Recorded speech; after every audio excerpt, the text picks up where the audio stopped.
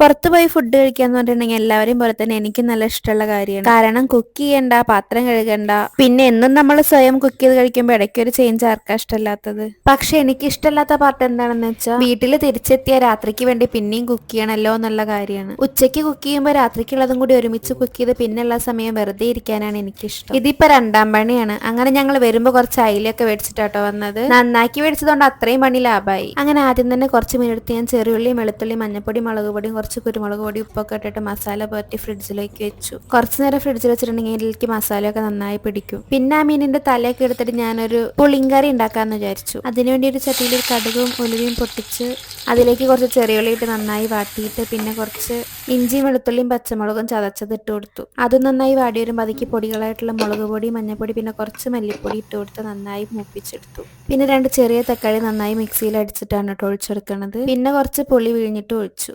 തക്കാളി അരച്ച് വെച്ച് കൊടുത്തിട്ടുണ്ടെങ്കിൽ കറിക്ക് നല്ല കുറുക്കം കിട്ടും കേട്ടോ. ഇതെല്ലാം കൂടി മിക്സി നന്നായി അടച്ച് വെച്ചിട്ട് നല്ല തിളപ്പിച്ചെടുക്കണം. അത് തിളയ്ക്കുന്ന സമയം കൊണ്ട് ഞാൻ ഫ്രിഡ്ജിൽ നിന്ന് മീനെടുത്തിട്ട് പൊരിക്കാൻ വെച്ചു കേട്ടോ.